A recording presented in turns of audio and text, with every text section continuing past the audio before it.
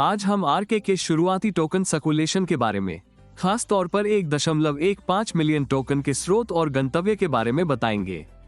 सबसे पहले इस नोड एड्रेस को खोलते हैं। ऐसा इसलिए है क्योंकि नोड एड्रेस ही वो है जिसने अंततः 1.15 मिलियन टोकन प्राप्त किए थे।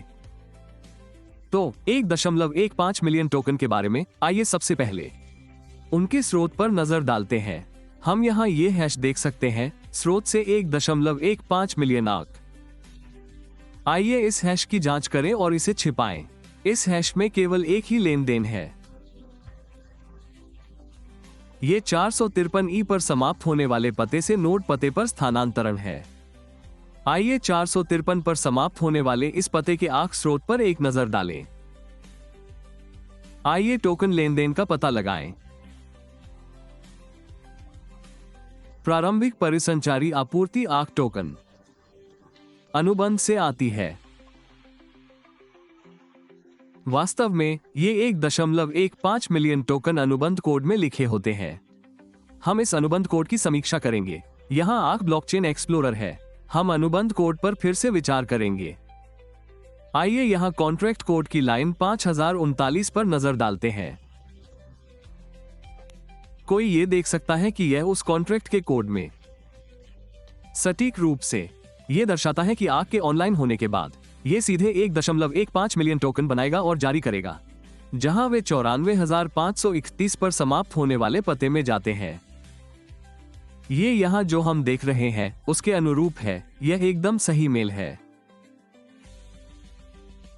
अब आइए 1.15 मिलियन टोकन के वितरण को देखें। यहां से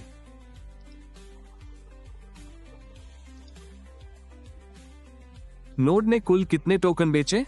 $15 मिलियन, जिसमें प्रारंभिक संचलन जारी राशि थी, और आर्क द्वारा जारी किए गए टोकन की राशि 1.15 मिलियन थी।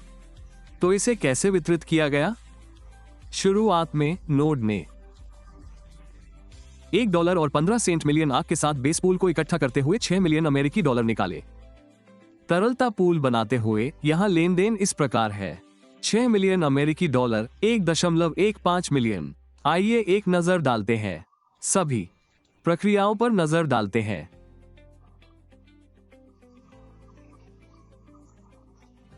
नोड 6 मिलियन अमेरिकी डॉलर और 1.15 मिलियन टोकन का उपयोग करता है। 1.12 मिलियन क्योंकि पूल बनाने पर 2.5% शुल्क लगता है, जैसे टोकन बेचना। लिक्विडिटी पूल बनाना टोकन बेचने के बराबर है। लेन देन शुल्क ठीक 28,750 है। इसके बाद यह संख्या 11,21,250 है। एक बार प्रारंभिक पॉट का निपटान हो जाने के बाद 6 मिलियन अमेरिकी डॉलर के शुरुआती पॉट को अतिरिक्त 1.12,250 आर्क द्वारा बढ़ाया जाता है। यह 2.59 मिलियन उत्पन्न एलपी टोकन की संख्या है। यह एलपी टोकन की मात्रा है। अब इस पर नजर डालते हैं। इस जानकारी को और नीचे देखने पर प्रारंभिक लिक्विडिटी पूल को $6 मिलियन अमेरिकी डॉलर से वित्त पोषित किया गया था, इसलिए यह $9 मिलियन डॉलर बचता है। ठीक है, 9 मिलियन अमेरिकी डॉलर को एलपी लिक्विडिटी पूल में कैसे स्थानांतरित किया जा सकता है? आर्क खरीद कर कितना खरीदा जा सकता है? कुल 672,426 आरके है। अब खरीदारी प्रक्रिया पर नजर डालते हैं।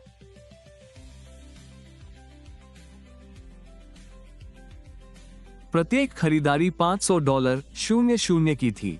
यहां $5,000 की खरीदारी है। चलिए और पीछे स्क्रॉल करते हैं। बाद की लेनदेन क्रियाएं $1 मिलियन $1 मिलियन की थी। इस बिंदु पर खरीदारी पूरी हो गई है। सभी $15 मिलियन को तरलता पूल में जोड़ दिया गया है। खरीदारी के बाद परिणाम क्या है? एलपी तरलता पूल की स्थिति यह है कि $15 मिलियन प्लस 448,842 और एलपी तरलता पूल में अभी भी 448,842 टोकन शेष है। इतने सारे टोकन बचे हैं। आइए देखें कि हमें कितने आवंटित करने की आवश्यकता है। प्रारंभिक लॉन्च मूल्य के 8.5% पर सेट किया गया है। 33.3 गुना 0.85 28.33 है। नोड्स की कीमत 28.33 है। नोड आवंटन।